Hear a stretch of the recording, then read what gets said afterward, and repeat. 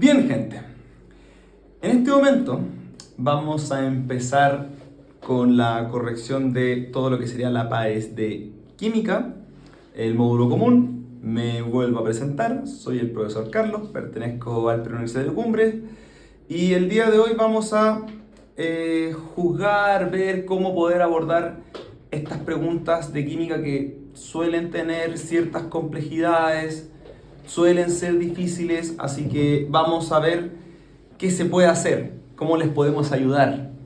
Bien, vamos con la primera pregunta, pregunta 37, dice: a 25 grados Celsius y una atmósfera, un estudiante mezcla un tubo de ensayo de 5 miligramos de agua destilada y 5 miligramos de aceite de maravilla.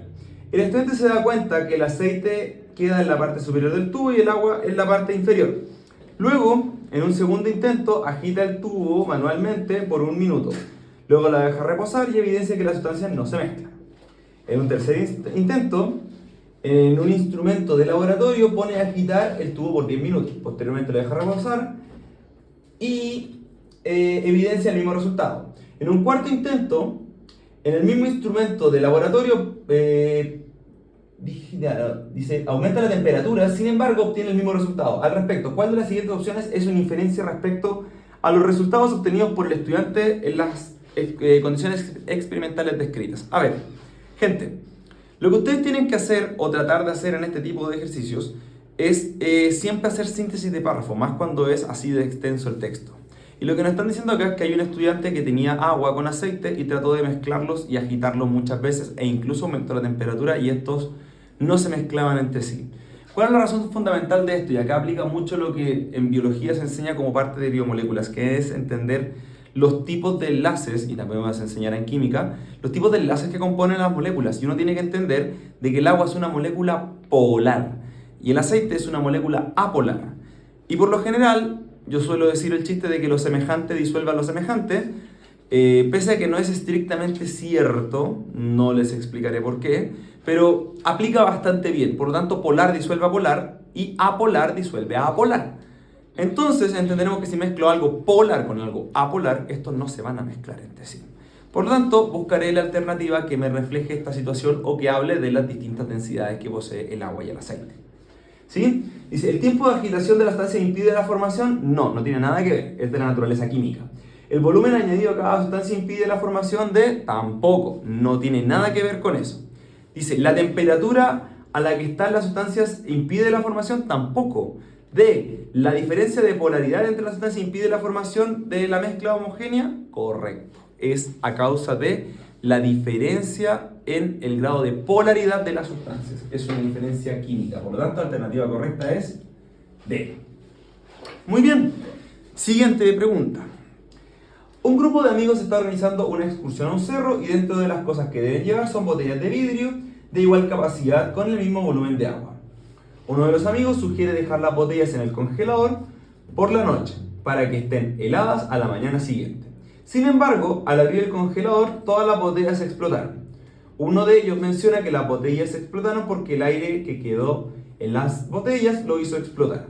En relación a lo anterior, ¿cuál de las siguientes preguntas permitiría iniciar una investigación que corrobore o refute la hipótesis planteada? Muy bien, acá nos está diciendo que una persona en particular está diciendo que es a causa de que el gas, algo le pasó y que hizo explotar la botella que estaba al interior del refrigerador.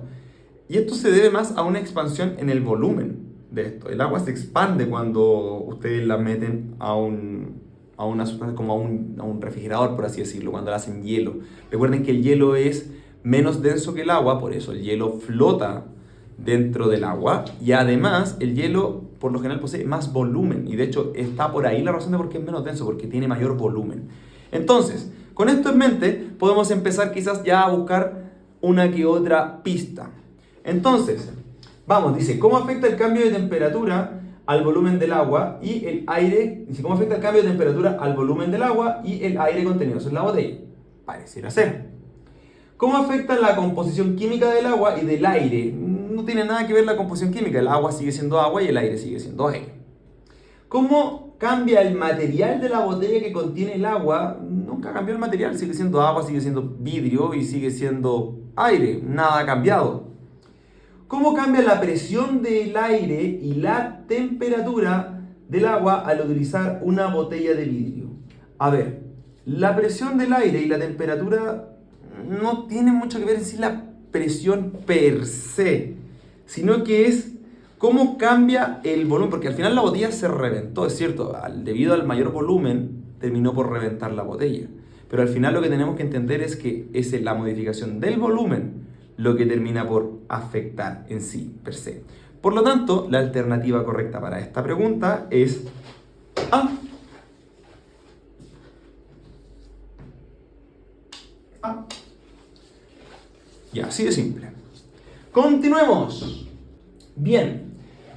39 dice, una empresa dedicada a la fabricación de tamices, producto que sirve para separar sólidos en relación a su tamaño, desea evaluar alguno de sus nuevos productos. Para ello se utilizan 8 tamices de diferente número de poros y 80 gramos de arena de sílice para cada evaluación, determinando la cantidad de arena en cada tamiz por un periodo de 2 minutos. Los datos se muestran a continuación y sale que va en ascenso, es decir, de 16 y terminamos en 69. Pero lo que nos están diciendo en la pregunta es que se ocupan 80 gramos de arena. Es decir que teníamos, a ver, el tamiz entiéndalo como una red, ¿sí? Una red donde ustedes tamizan, así como cuando separan tierra, cuando están en el jardín, si es que lo han hecho, si es que han tamizado tierra. Lo que le están diciendo es que de los 80 gramos en X solamente quedaron 16, y en el caso, por ejemplo, de F, de los 80 gramos quedaron 69. Entonces lo que ustedes tienen que empezar a entender y a analizar con esto es que dicen, bueno, entonces si en F quedaron 69 gramos de los 80, el poro que tiene F es muy pequeño respecto al poro que tiene X. Entonces, lo que vamos a ver es eso. ¿Quién tiene los poritos más grandes, por así decirlo? Entonces, a partir de los resultados, ¿cuál de las siguientes opciones es correcta? El diámetro de los poros del tamiz Z es mayor que el de R. Z está aquí.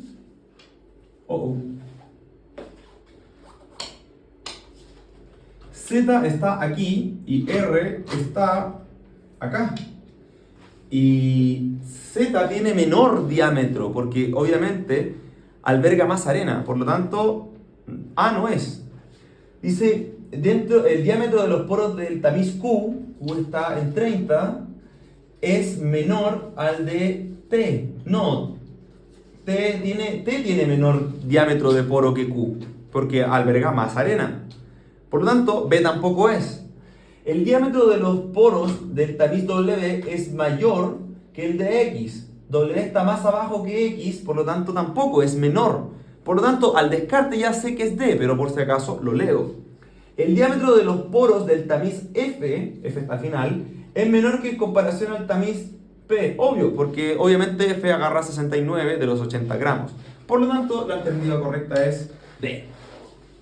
Muy bien, pregunta 40. Dice, estos son cambios químicos. Dice, un estudiante se dio cuenta de que en el interior servidor de su casa se encuentra un sólido blanquecino. Al consultarle a su profesora de ciencias, ella le responde que es sarro y que para sacarlo debe agregar vinagre con agua caliente, al fin de que no quede rastro de sarro en su interior. El estudiante supone que debe ocurrir un cambio químico en el interior del hervidor, al combinarse las dos sustancias. En relación al anterior, ¿cuál de las siguientes evidencias permitiría confirmar la suposición del estudiante? A ver, cuando hablamos de un cambio químico, hablamos de que obviamente se genera un nuevo producto a partir de esto, ¿sí? Los cambios físicos solamente son como descomposición, aumento del volumen, fragmentación, cambio físico, ¿sí? Como una moler una galleta, por ejemplo, ¿sí? Otra cosa muy distinta sería, por ejemplo, un cambio químico es cuando ustedes, por ejemplo, calientan un huevo y desnaturalizan las proteínas, ¿sí? Entonces, dice, presencia de burbujas al agregar vinagre al hervidor. Claro, o sea, si, por ejemplo, le agregaran vinagre y empezara a salir burbujas, significa que hay una especie de efervescencia, ¿sí? Por lo tanto, uno podría entender que está reaccionando el vinagre con el sarro. Pero sigamos leyendo, dice, aumento del volumen agregar el vinagre del hervidor. Aumento del volumen. Eso es físico, porque cambió el volumen, derechamente. Cambio en el estado del sarro al agregar el vinagre del hervidor. Cambio de estado, los cambios de estado son físicos. El agua, por ejemplo, pasa de sólido a líquido y de líquido a gaseoso, y entre ellos solamente ocurre un cambio físico, el agua sigue siendo agua, ¿sí? Y fragmentación del sarro también sigue siendo un cambio físico porque están fragmentando el sarro. Por lo tanto, alternativa correcta, A. Chin chin. ¿Sí? A ver, aquí me quiero detener un momento en la pregunta 41 para poder darles quizás una especie de consejo. En química orgánica, si bien química orgánica uno dice, pucha, es difícil, me cuesta, química orgánica solamente, gente querida y bella, es memoria muscular. Y cuando digo muscular no me refiero a este músculo, me refiero a este músculo. ¿Sí? ¿Por qué se los digo? Porque esto lo trabajan solamente ejercitando, haciendo resúmenes, agregando los grupos funcionales a su cabecita, integrando la información, ¿sí? Dándose cuenta de que esto se puede solucionar de buena manera, siempre y cuando ustedes hayan hecho el trabajo de resumir y de leer sistemáticamente el contenido. Entonces me están diciendo, el grupo funcional presente en el siguiente compuesto corresponde a... A ver, yo veo acá que hay un benceno, ¿cierto?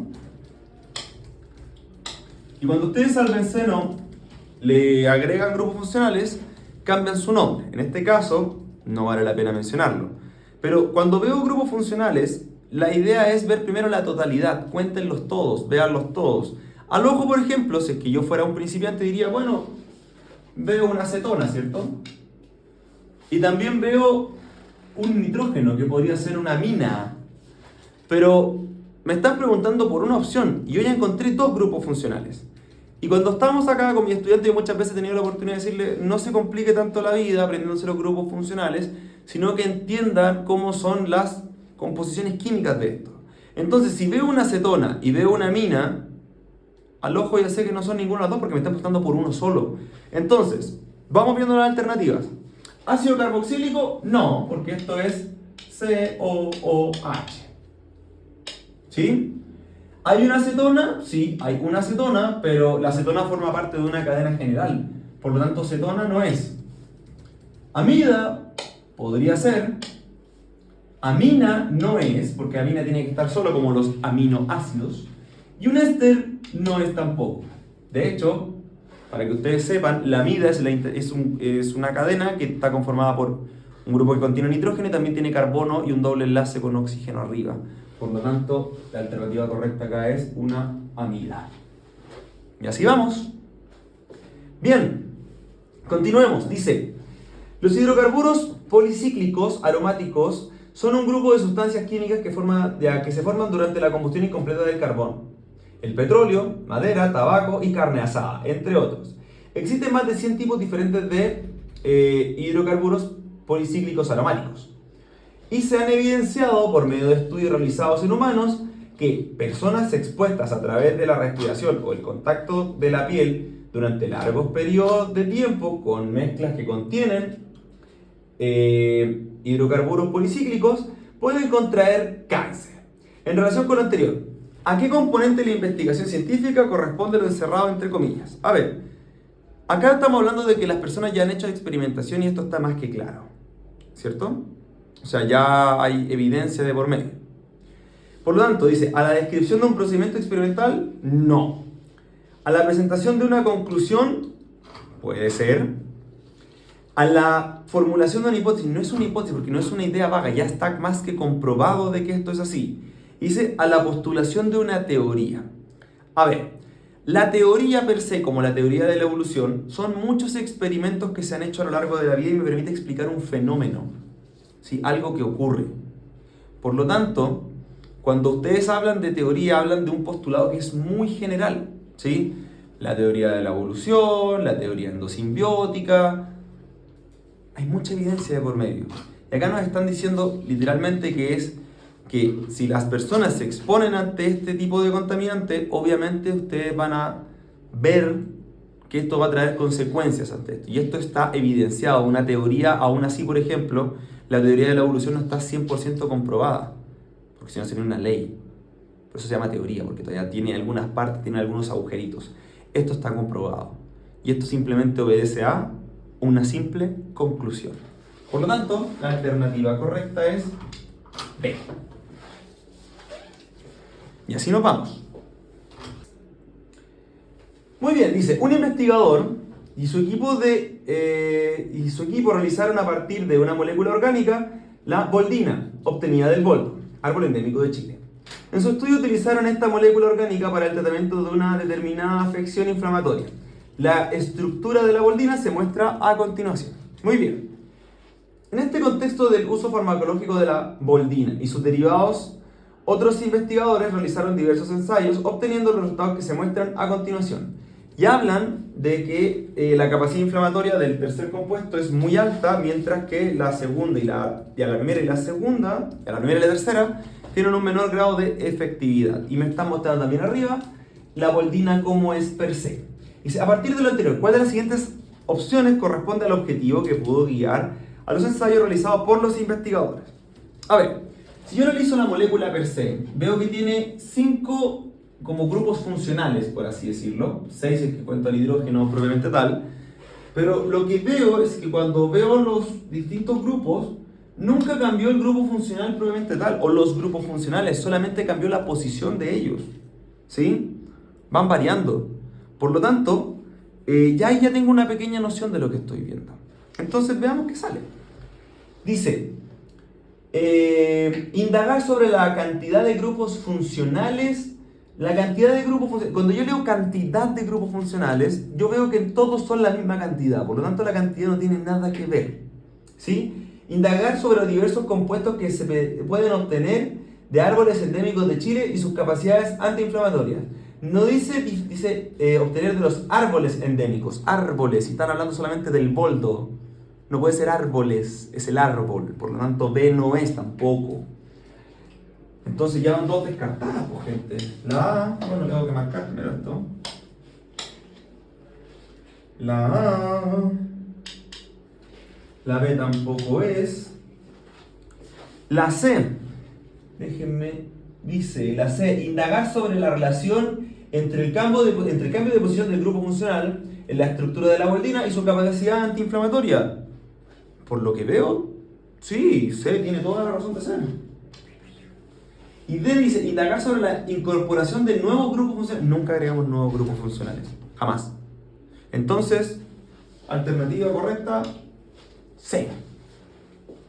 Seguimos. Antes de continuar, a ver, por lo que puedo ver en el ensayo, es que al parecer el módulo de química estuvo muy cargado para método científico este año. Cuando ustedes trabajan las preguntas de método científico, lo más importante es siempre cómo abordan los párrafos, ¿sí? ¿Están rescatando bien las ideas centrales? ¿Están localizando bien la información? Gente, esas cosas que aprenden el lenguaje se ocupan, se utilizan. Por lo tanto, lo que tienen que empezar a hacer constantemente es empezar a trabajar los párrafos. Lo que aprendieron en el lenguaje se ocupa en ciencias. Y en este caso, particularmente, se ocupa en química. Ahora, dicho esto, vamos con la pregunta 44. Para definir el nombre de un compuesto orgánico, muchos científicos se reunieron para establecer las reglas de nomenclatura orgánica. Y la organización encargada de recopilar la información y estructurar las reglas de la Unión Internacional de Química Pura y Aplicada, UPAC, en su nombre inglés. En relación con lo anterior, ¿cuál de las siguientes opciones es una explicación correcta del por qué se establecen las reglas de nomenclatura de orgánica? A ver, bueno, este profesor se presenta, soy el profesor Carlos y soy biólogo ambiental. Y cuando menciono esto es porque en biología ambiental, cuando por ejemplo hablamos de animales, voy a hablar particularmente de un animal llamado el tiuque, y con esto no voy a hablar mucho más de esto. El tiuque es una rapaz que encuentran en cualquier parte. Pero acá nosotros en Chile le llamamos tiuque, en Argentina le llaman chimango, ¿sí? Cuando ustedes quieren hablar del animal que está acá, tanto los científicos, por ejemplo, si quieren comunicar los chilenos con los argentinos, nosotros no hablamos ni del tiuque ni del chimango, ocupamos el nombre de la especie, malvago chimango, ¿sí? Porque así ambos científicos pueden entender lo que están conversando. En esta pregunta aplica exactamente lo mismo. Las reglas de la UPAC sirven para que yo, por ejemplo, un científico común y corriente, se pueda comunicar quizás con un científico japonés y hablemos del mismo compuesto y entendamos los dos exactamente lo mismo. Son reglas universales que nos permiten tener un lenguaje común. ¿Sí? Esto ni siquiera es como una materia, es, no decir lógica básica, pero es bueno que lo tengan en consideración. Si muchas veces cuando están en el colegio están así como... No, la idea es que no estén así siempre. Lo importante es que ustedes empiecen a tomar conciencia de las cosas. Por lo tanto, vamos a buscar la alternativa que nos diga el por qué los científicos hicieron esto de crear reglas para nombrar los compuestos. A. Se establecen las reglas de nomenclatura orgánica para que cualquier persona asociada al estudio de la química que lo lea o escuche el nombre no tenga dudas respecto al compuesto que está haciendo referencia. Miren, no sé si seguir más allá de la alternativa A, porque ya con la A ya estoy listo. Pero ¿saben qué? Voy a ser un buen profesor, voy a ser un buen docente por ustedes y voy a terminar de leer la alternativa B, C y D. Se establecen las reglas de nomenclatura orgánica para que existan variados nombres para ejemplos. Nada que ver, todo lo contrario. Se establecen las reglas de nomenclatura orgánica para fijar similitudes estructurales. A ver, cuando alguien dice similitudes, es como decir se parece pero no es igual. Por ejemplo, me pueden decir, bueno, a mí tienen varios chistes de que me parezco a muchos personajes, como a Mario Hugo. Algunos me dicen que me parezco a Carol Dance. Ya, dicen que soy similar, pero no soy esa persona. ¿Sí? Por lo tanto, ser similar no significa ser idéntico. Significa parecerse, pero no idéntico. Por lo tanto, para fijar similitudes, no. Es para fijar un estándar, un status quo, algo que se mantenga en el tiempo. Por lo tanto, C tampoco es. Y D. Se establecen las reglas de nomenclatura orgánica para abordar diferencias solo cuando existan compuestos que presentan la misma cantidad de átomos. Ya, ¿saben? Se los leí porque los quiero. Porque ya me cayeron bien. Porque ustedes tienen que entender este tipo de cosas. La alternativa correcta, sin duda alguna, es A. A esto se le llaman técnicas de difusión científica. Para algo se hace ciencia, gente, para que todo el mundo lo entienda. Las reglas de la IUPAC es para poder nombrar a todos los compuestos a nivel global. Pregunta 45. Un grupo de investigadores está analizando algunos factores que influyen en el blanqueamiento de un tipo de coral de aguas australianas. Miren, preguntas de biología, química, ¿quién lo diría? Ajá. Para aquello, basados en estudios relacionados con el tema, afirman que los niveles de CO2 acidifican el mar debido a la formación de ácido carbónico, produciendo una disminución en la población de algas, lo que se relaciona con el blanqueamiento de los corales. Para comprobar lo afirmado, los investigadores montan 5 estanques de iguales dimensiones con 50 litros de agua que contienen 10 corales de la misma especie, de igual tamaño y dimensiones en condiciones naturales, y luego a 4 de ellos le adicionan cantidades crecientes de CO2. O sea, tenían 6 estanques, me lo imagino, en todo día habían corales, también me lo imagino, y están en condiciones relativamente semejantes, solamente que, claro, a 4 de ellos le agregan, no sé, hay uno que puede que esté de control, hay uno que tiene una cierta cantidad y empiezan a agregarle cantidades crecientes de dióxido de carbono, dejando un estanque como control. En relación con lo anterior, ¿cuál de las siguientes opciones señala correctamente la variable dependiente, o sea, cómo se ve afectada, para el diseño experimental propuesto por el grupo de investigadores? Gente, acá nuevamente aplica síntesis de párrafo. ¿De qué me estaban hablando? De que habían científicos que estaban preocupados porque los corales se estaban blanqueando. Y están diciendo que toda la causa de esto se debe a que las algas se ven afectadas por la cantidad de CO2, bla, bla, bla, bla, bla, bla, bla, bla. ¿Pero qué es lo que les preocupa a los científicos? El blanqueamiento de los corales. Entonces, si yo estoy modificando la cantidad de CO2, ¿para qué estoy haciendo esto? Si además pusieron corales en los estanques, para evaluar el blanqueamiento de los corales. Por lo tanto, voy a buscar la alternativa que me hable sobre el blanqueamiento de los corales. ¿La variable dependiente es el volumen del agua? No. La A ya se murió. ¿La variable dependiente es la cantidad de CO2? No, y esa es la variable independiente porque estoy modificando la cantidad de CO2. La variable dependiente es el blanqueamiento producido en los corales por presencia del ácido carbónico. Al parecer es C, no estoy seguro, ¿no? D, la variable dependiente es el tipo de coral. Son todos los mismos corales, listo. Gente, ¿se dan cuenta que química es biología? No, mentira, biología es química realmente. Y esa es la triste verdad.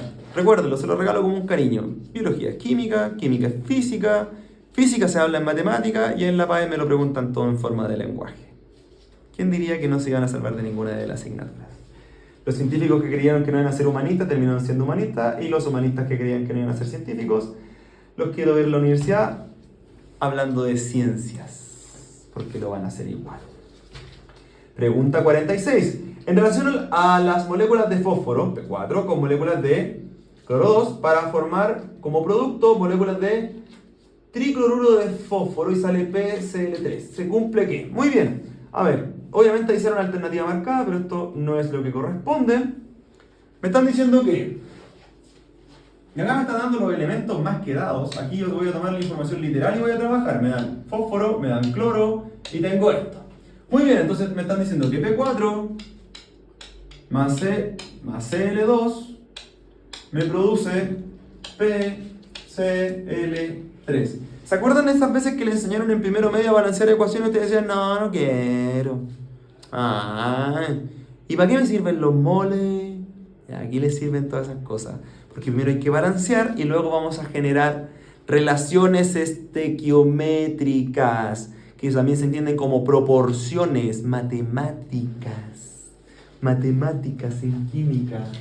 Muy bien, entonces, si ustedes se dan cuenta, acá tengo un 4, o sea, tengo 4 átomos de fósforo, y acá tengo 1, por lo tanto acá va un 4 gigante, ¿no? Porque ahí tengo los 4 fósforos, y cumplo que cumplan 4 y 4. Muy bien, tengo 4 y 4, pero 4 por 3 son 12, y acá en el otro lado tengo 2, entonces tendré que multiplicar el cloro por 6, y me da que son 6 por 2, 12, listo, está balanceado. Y ahora empiezo a sacar conclusiones, puedo hacer relaciones estequiométricas. Por ejemplo, puedo decir que un mol de fósforo me va a producir 4 moles de este átomo que se llama tricloruro de fósforo, o que 6 moles de cloro me van a producir 4 moles de esto. Vamos a ir viendo la alternativa. 4 moléculas de fósforo producen 4 moléculas de cloro, no, una. 2 moléculas de cloro producen 2 moléculas de, no. Una molécula de cloro produce 3 moléculas de tricloruro de fósforo, no.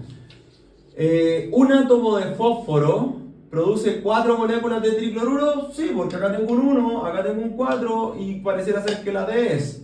12 átomos de cloro producen 4 moléculas de tricloruro, no. 6 son las que producen esto, por lo tanto la alternativa correcta es D y chao, se acabó.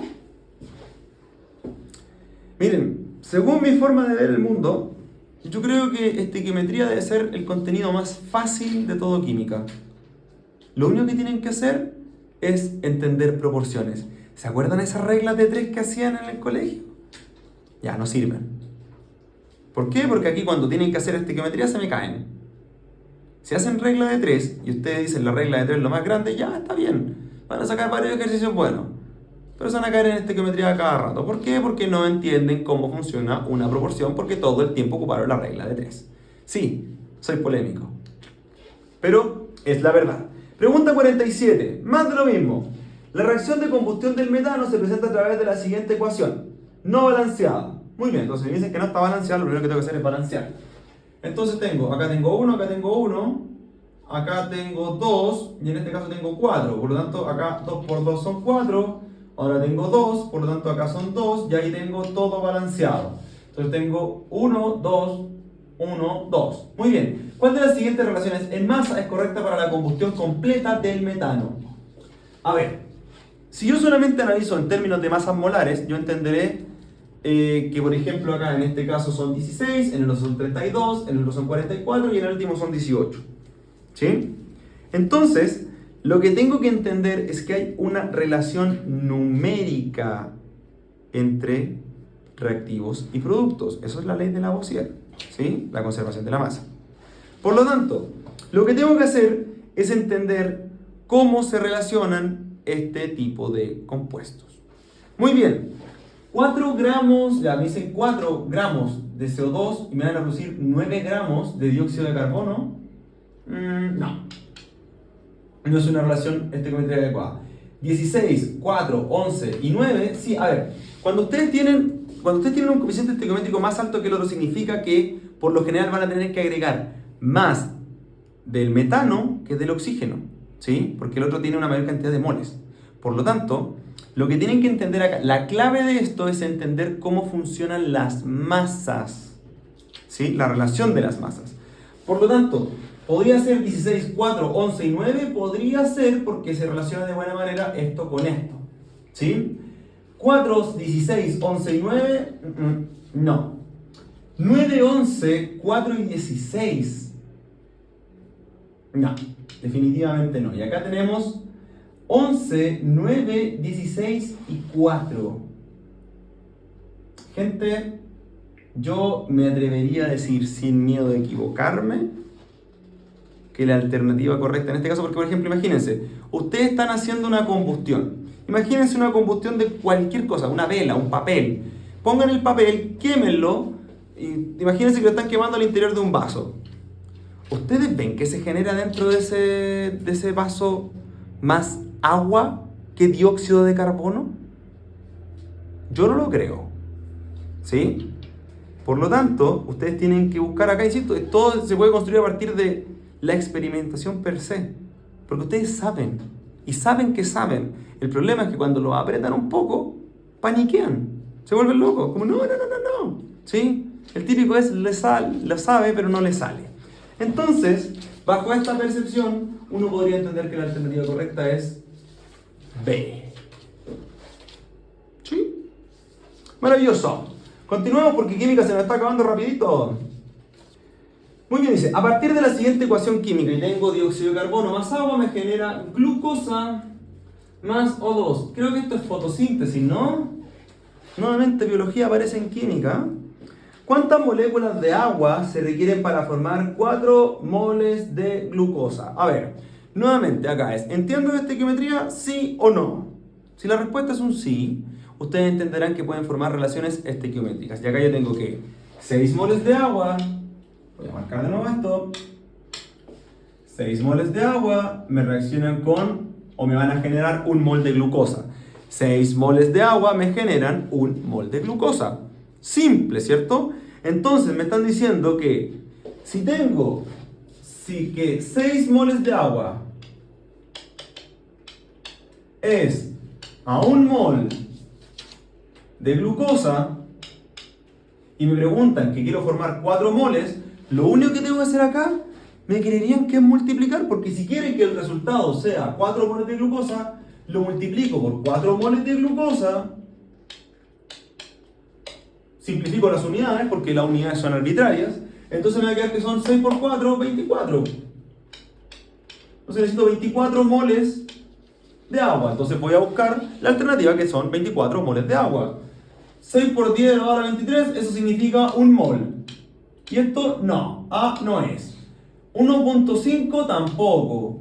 4 por 6.6, eso es 4 por 1 mol. Nada que ver. 6 por 1 mol tampoco. Y acá en la E me sale 24. Listo, se acabó.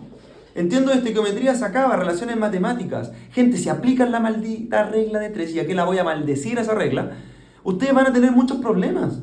Porque en química no se trata de la regla de 3, se trata de entender de proporciones. Proporciones. Cuando ustedes le hacían los ejercicios de tengo 18 manzanas y Juanito tiene 3 amigos, ¿cuántas manzanas le corresponden a cada persona? Y uno dice 6. Ya, ¿6 qué? 6 manzanas. ¿6 manzanas qué? Ustedes tienen que entender que si uno tenía 18 manzanas y hay 3 personas, el índice son 6 manzanas por una persona. Tienen unidades, proporciones. 6 manzanas por persona. Acá es exactamente lo mismo. 6 moles de agua es a 1 mol de glucosa. Si tengo 4 moles, ¿cuánto necesito? 24 moles de agua. Y se acabó, profe, ¿qué es un mol? ¿Qué es un mol? Un mol es 6.02 por 10 elevado a la 23. Es una unidad arbitraria. Así como tú puedes pedir una decena de huevos, yo no creo que alguien colapse, oye, me da una decena de huevos. ¿Qué es una decena? ¿Qué es una decena? ¿Qué es una decena? Una decena es 12. Un mol es 6.02 por 10 a la 23. Fin. Vamos por la pregunta 49, que parece que es más de lo mismo, ¿no? Dice, en una combustión completa se queman 48 gramos de carbono, considerando que el único producto es dióxido de carbono. ¿Qué masa exacta de comburente se necesita? Comburente estamos hablando de, es lo que vas a quemar, ¿sí? Es lo que vas a generar. Para que ustedes sepan, la masa del carbono es 12 gramos en 1 mol. Y la ecuación química me está diciendo que agarran carbono, lo combinaron con oxígeno y van a generar CO2. Si se dan cuenta, al ojo está todo balanceado. Entonces, ¿qué es lo que me resta por hacer? transformar los gramos a moles, y siquiera eso, pero vamos a hacer todo lo correspondiente para que les quede claro. Ustedes acá se dan cuenta de lo siguiente. Muy bien, tengo 48 gramos de esto. Es decir, que cuando haga la división va a ser lo siguiente. Tengo que un mol de carbono va a ser a 12 gramos de carbono. Y como tengo 48, lo multiplico por 48. Regla de 3, yo no te conozco. Simplifico los gramos con los gramos. Y 48 dividido 12 es 4. Sé que está un poco desordenado. Entonces voy a tener 4 moles de carbono. ¿Cierto? Y si tengo una relación que acá es 1 es a 1, porque si tengo que un mol de carbono reacciona con un mol de oxígeno para generar un mol de CO2, ustedes entenderán de que también tendré 4 moles de oxígeno. ¿Cierto? Aquí voy a borrar un poquito porque el profesor se ha desorganizado un poco. Entonces tengo 4 moles de oxígeno y el oxígeno es molecular. Tengo que entender que la masa molar del oxígeno es 16. 16 por 2 son 32. Por lo tanto tengo 32 gramos de oxígeno en un mol de oxígeno. Oigan, pero tengo 4 moles de oxígeno. Bueno, lo multiplico por 4 moles. Se me van las unidades y me va a quedar que son 32 por 4. Y 32 por 4 creo que al ojo son 128. Nuevamente, se los vuelvo a repetir. ¿Entienden de proporciones? Si lo entienden, esto sale automático. Automático. Pero el trabajo no nace desde química, nace desde matemáticas. Cuando ustedes les enseñaban esto de homotesia, que ustedes tenían que entender la relación entre los lados y todo eso, eso es proporciones. Y acá en química, muchos estudiantes tienen muchos problemas porque tienen problemas desde las matemáticas. Acá en Cumbre les enseñamos desde cero con matemáticas. Gente, sus problemas, los problemas que generó la pandemia, se pueden arreglar, pero requieren trabajo de su parte. El milagro no se hace por estar acá, el milagro nace desde ustedes, de ponerse las pilas desde el minuto cero. Ah, profe, pero es que no sé si me la puedo, si se la puede. El problema es que se tiene que creer el cuento. Obviamente acá le vamos a ayudar, le vamos a enseñar estrategias para que usted aprenda de buena manera. Eso es lo que hace este preuniversitario. Pero el resto lo pone usted. Bien, continuemos. Pregunta 50. Esta pregunta, gente, no se los voy a negar, esta pregunta era complicada. ¿Sí? Porque acá venía un poco como de, no sé si la palabra es decir ingenio per se, pero sí había que hacer un poquito pillo. Dice, un grupo de investigación realiza un análisis químico de una sustancia X para determinar la masa en gramos de cada elemento presente en ella. Considerando que la sustancia X está conformada por carbono, oxígeno y hidrógeno, los investigadores combustionan dicha muestra o dicha sustancia en presencia de suficiente oxígeno, tal y como se muestra en la siguiente figura. O sea, tenemos que la sustancia X está en un tubo, está ingresando oxígeno y tienen papel absorbente para agua y papel absorbente para dióxido de carbono y hay un oxígeno no consumido. Bien, entonces dice, si las masas de agua y dióxido de carbono absorbidas permiten determinar la cantidad de hidrógeno y carbono respectivamente, ¿qué información se debe conocer para determinar la masa de oxígeno presente en la muestra de la sustancia X? A ver, este problema, la dificultad que tiene es cómo yo determino la masa general de esto. A ver, el oxígeno está en todas partes. Por lo tanto, la cantidad que entra, yo le puedo meter 1.000.000 de oxígeno y el 1.000.000 de oxígeno no me va a permitir saber cuánto tenía de oxígeno la sustancia, porque metí 1.000.000. Vaya a saber cuánto reaccionó. Por lo tanto, la masa de oxígeno y que ingresa no me permite saber eso. La masa de oxígeno que sale tampoco, porque si metí 1.000.000 de oxígeno, puede que, no sé, ocupe 10. Salieron, no sé cuántos serán, 99, o sea, como 10 millones menos 90, pero se entiende la idea. O sea, puede salir una cantidad industrial de oxígeno de lo que hice solamente porque agregué mucho. Por lo tanto, el oxígeno que sale tampoco me sirve para determinar esto. Entonces ya tengo dos alternativas menos. ¿Sí? Por lo tanto dice, La masa total de los absorbentes. No, la masa de los absorbentes es lo que me permite determinar la cantidad de hidrógeno y de carbono. Lo mismo lo decía el mismo enunciado. Por lo tanto, y de hecho tiene bastante sentido que ustedes tenían una sustancia X y sabían o determinar la cantidad de hidrógeno a través del agua y de carbono a través del dióxido de carbono. Si ya tengo la masa de carbono y ya tengo la masa de hidrógeno, se la resto a lo que sabía que tenía de muestra y sé la cantidad de oxígeno que tengo. Por lo tanto, la cantidad de oxígeno es determinada simplemente sabiendo la masa inicial de la muestra. Chan, chan. A ver, antes de pasar a la siguiente pregunta, me gustaría hacer como, no sé si una especie de cierre, porque no estoy cerrando todavía, me quedan 4 preguntas. Pero, gente, química, cuando le decimos que es más, cuando se corre el rumor de que es más fácil que biología, es más fácil que biología, supuestamente, porque ustedes tienen que aplicar más, es más palpable, es más tangible, porque ustedes en teoría experimentan con esto. Pero dada la realidad del currículum nacional en Chile, que si bien está orientado al desarrollo de las habilidades, ¿cuántos de ustedes realmente experimentaron? ¿Hacían trabajo en su casa con esto? ¿Hicieron las cosas o las veían por internet? O filos, me dedicaba a escribir, a hacer cositas. Este tipo de cosas requieren imaginación por su parte también. Por lo tanto, dicen química es más fácil. Claro, es más fácil para el que tiene las habilidades desarrolladas para esto. No es llegar y decir, ah, no, mi amigo me dijo que estará más fácil. No. No hay prueba, en la PAES de ciencias no hay ninguna que sea más fácil que la otra. Lo que sí puede pasar es que haya personas que tengan habilidades más orientadas para el desarrollo de alguna prueba per se.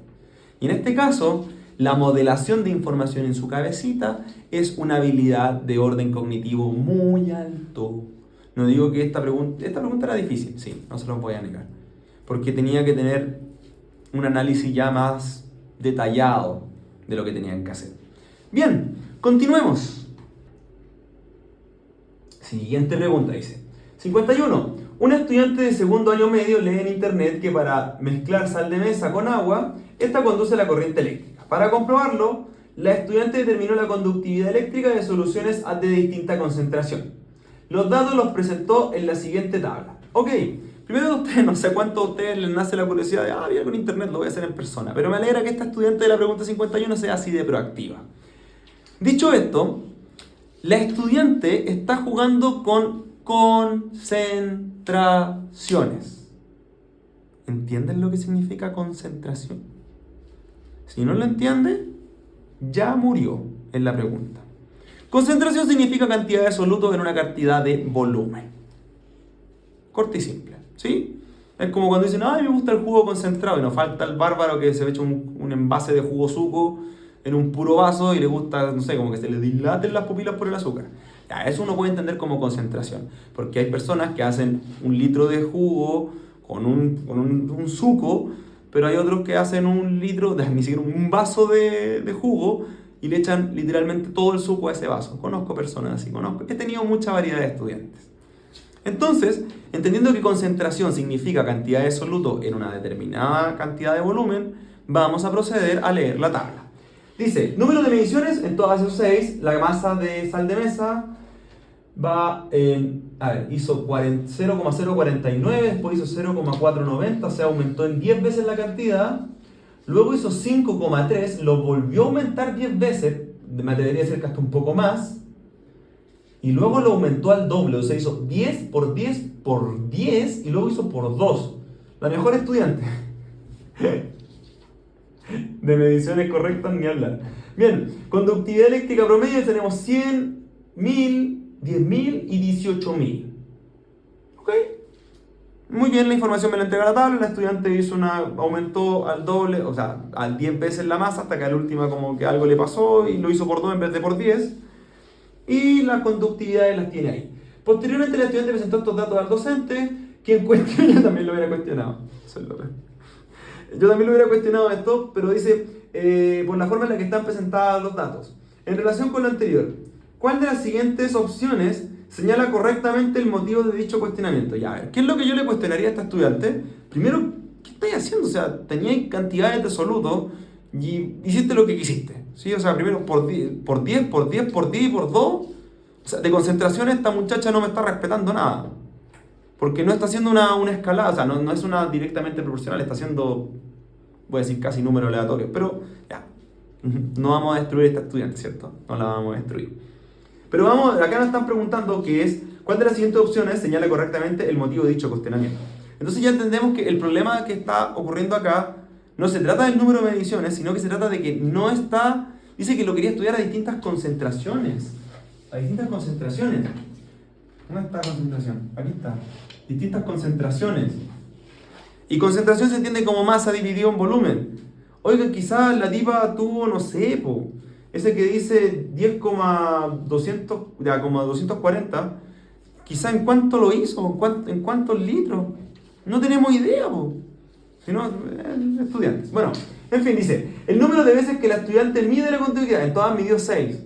Si bien 6 es poco, no es el motivo central. La masa de sal es insuficiente para realizar mediciones. No, la masa está correcta, o sea, midió, pero el problema le dio un resultado, pero el punto es que no sabemos cómo está relacionando la concentración. La estudiante ha omitido el volumen del agua empleado para emplear las soluciones salinas al momento de reportar sus datos. Yo creo que eso podría ser bastante, porque, a ver, insisto, como no sabemos la cantidad de litros que agregó, incluso puede ser que la primera medición, imagínense, tiene 0,049 en 0,0001 litro y le dio 100. Y en el último, siendo que no tiene sentido lo que estoy diciendo, pero puede que en el último, entonces, agregó 10 gramos y lo agregó en 10 toneladas de agua. Como no me indica la concentración, no puedo hacer nada, pues no me está midiendo concentración, está agregando sal nomás, pues. Y después dice, los resultados presentados por la estudiante incluyen la medida correspondiente al agua pura en lugar de variaciones de mezcla. Nada que ver. Alternativa correcta, C. C. Y listo. Se acabó. Continúo. Pregunta 52. Por lo que leo en las tablas, esto es biomoléculas. Pero en química hablamos de tipos de enlaces, ¿cierto? A ver, lo reitero, lo voy a decir como, insisto, también acá en este preuniversitario me desempeño como profesor de biología. Cuando analizamos biomoléculas, lo que nosotros tenemos que entender es el tipo de enlace que une a cada molécula o a cada biomolécula. Y lo que nos interesa saber es por qué, por ejemplo, el agua es capaz de disolver al azúcar, pero no disuelve al aceite. Y la razón yace en que el azúcar es una sustancia polar, mientras que el aceite es apolar, porque lo semejante disuelve a lo semejante, según cuenta el dicho. Entonces, vamos a ver, pues dice, un grupo de estudiantes investigaron a 25 grados Celsius y a una atmósfera la solubilidad en agua de 3 compuestos y su relación con el tipo de enlace que los compone. Los estudiantes se percataron que la naftalina, a diferencia del amoníaco y del cloruro de sodio, no puede ser disuelta en agua. Los datos obtenidos fueron presentados en la siguiente tabla. Naftalina, amoníaco y cloruro de sodio, enlace covalente no polar, enlace covalente polar y enlace iónico. ¿Disolución en agua? No, sí, sí. Entonces la naftalina no se disuelve en agua, obviamente porque el enlace es no polar o apolar. Entonces, luego de interpretar los datos, el grupo de estudiantes quiere predecir la solubilidad de los compuestos anteriores en los siguientes solventes bajo las mismas condiciones de temperatura y presión. Entonces, entenderemos que todo lo que es polar se disolverá con lo polar y lo apolar se disolverá con lo apolar. Entonces, ¿cuál de las siguientes diferencias es correcta? ¿El tolueno puede disolver a la naftalina? El tolueno es no polar y la naftalina es no polar. Por lo bajo la A ya para mí está correcta, pero leeré o seguiré leyendo porque tengo que ser un buen profesor. Muy bien, sigamos. Dice, el metanol puede disolver la naftalina. Metanol termina en ol y eso es un alcohol. Un alcohol es polar. Por lo tanto, la naftalina no se disuelve ahí. Además creo que saldrá en la tabla. Sale en la tabla incluso. El benceno puede disolver al amoníaco. El amoníaco es polar. ¿Dónde está el amoníaco? Arriba. No puede disolverlo. El benceno es apolar.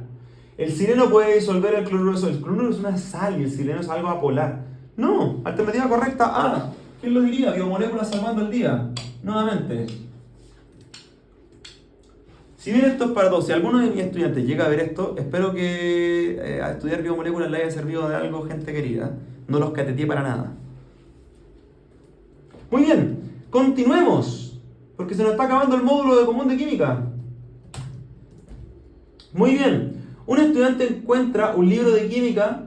En un libro de química la siguiente tabla que muestra el tiempo necesario para que 0,5 gramos de magnesio reaccionen completamente con diferentes soluciones de ácido clorhídrico bajo ciertas condiciones. Si tenemos molaridad 0,1, 0,1, 0,2, 0,2, la temperatura cambia de 20, 25, 30 y 40 y los tiempos de reacciones van disminuyendo. Por ejemplo, cuando teníamos 0,1 molar, la disolución ocurre más rápido a mayor temperatura y en 0,2 ocurre exactamente lo mismo. Ambos disminuyen en tiempo. A partir de la información descrita en la tabla, el estudiante quiere determinar el tiempo necesario para que 0,5 gramos de magnesio, que son exactamente la misma cantidad que salen arriba, reaccionen completamente con la solución de ácido clorhídrico 0,2 molar a 25 grados. O sea, me están comparando la tabla del segundo, de 25 grados, bien digo, en relación con el análisis de la tabla. ¿Cuál de las siguientes inferencias es correcta? A ver, me están diciendo que tenemos 0,5 gramos de esto, que es la misma cantidad de masa inicial, y además tenemos a 25 grados. Entonces, si bien abajo sale 30 grados Celsius a 0,2, que va a ser que se demora 20 segundos, y arriba con 0,1 se demora 60, entenderemos que hay un movimiento entre 60 y 40, ¿cierto? Entonces, dice, ¿la reacción tardará menos de 10 segundos en ocurrir? No, porque tiene mayor concentración, por lo tanto, no tardará menos de 10 segundos, todo lo contrario. Así que A no es. Va.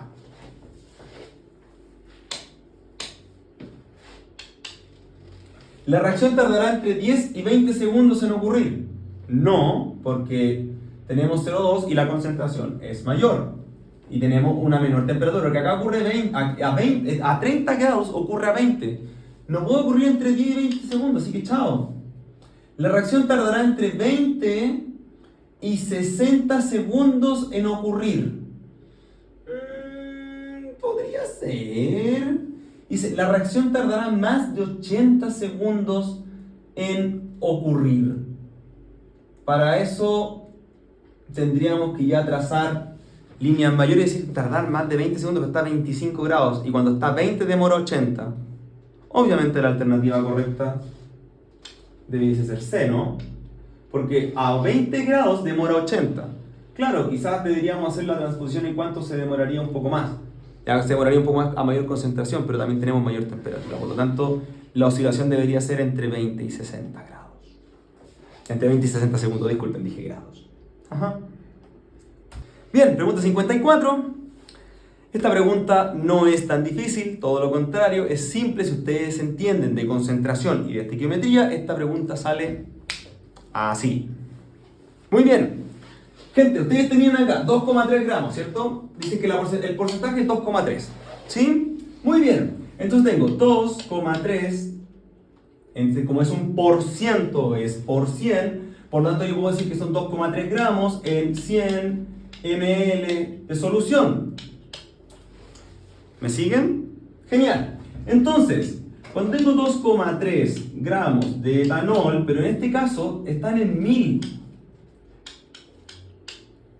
Entonces, la pregunta es, ¿cuántos gramos de etanol tengo en 1000 ml? Bueno, haciendo la transposición de 100 a 1000 es por 10. Ustedes podrían hacer la famosa regla de 3 y les va a dar exactamente el mismo resultado. Pero acá les va a dar que el valor de X, cuando ustedes hacen la regla de 3, o yo entendiendo que 100 es la décima parte de 1000, entenderé que para respetar este mismo valor que está en el tarrito, esto es 23. Por lo tanto, hay 23 gramos de etanol en estos 1000 ml o en este litro de sustancia o de compuesto. Por lo tanto, tengo 23 gramos y además me dicen que la masa molar del etanol es 46. Por lo tanto, al respetar esto, como yo entiendo que esto es una proporción, 46 gramos en un mol, yo puedo escribir, cuando ustedes les dicen, oigan, ¿cómo haces arroz? Bueno, son una taza de arroz por 2 de agua, pero también le digo, y si tengo 2 tazas de agua, ¿cuántas tazas de arroz puedo hacer? Una. Por lo tanto, ustedes pueden colocar, así como 46 gramos es a un mol, ustedes pueden colocar un mol de etanol es a 46 gramos de etanol. Y tengo 23 gramos de esto, por lo tanto, si yo lo multiplico, o ustedes hacen su famosa regla de 3, tendrán que 23 gramos de etanol es por lo que lo deben multiplicar, 23 por 1 dividido en 46 le va a dar que es 1/2, ¿cierto? Entonces les va a dar que los moles son 0,5. Y acá tienen que es 1 litro, y la definición de molaridad se define como los moles dividido en litros. Por lo tanto es, si tengo 0,5 mol en 1 litro, la concentración es 0,5 molar. Por lo tanto, gente querida, la respuesta correcta para este ejercicio es B. Gente, esto ha sido por lo general la PAES de química. Sé que puede que hayan alguna variación, ustedes saben que DEMRE sale con sorpresas, pero bajo la perspectiva de este docente, la PAES de química fue más competencia lectora, y ojo con lo que estoy diciendo, competencia lectora, que química per se. Los ejercicios de estequiometría tenían que saber algo de matemáticas, y el resto de los ejercicios era lectura, solo lectura. Entonces, la pregunta no es si sé o no sé química. La pregunta es, ¿estoy leyendo bien? ¿Estoy entendiendo lo que hago con matemáticas? ¿Entiendo de proporciones? Bueno, todas esas cosas ustedes las pueden ir evaluando con el tiempo, ¿sí? Pero para esto tienen que trabajar fuerte y duro. Acá en Cumbre no les vamos a negar que sí somos estrictos, bastante estrictos. Y nos preocupamos de sacar lo mejor de cada estudiante. Pero también lo mejor de cada estudiante nace con voluntades fuertes que nosotros les ayudamos a estimular. Nosotros queremos que ustedes vayan por esos 1000 puntos y los creemos capaces de eso. El problema está en que muchas veces ustedes no hacen su trabajo, ¿sí? Y para eso estamos nosotros, los profesores como yo, que no les vamos a permitir descansar. Los vamos a machacar, los vamos a machacar, los vamos a machacar, porque nosotros creemos en ustedes. Así que, gente bella y querida, me comienzo a despedir. Soy el profesor Carlos y les deseo una excelente tarde. 10-4 y nos vemos.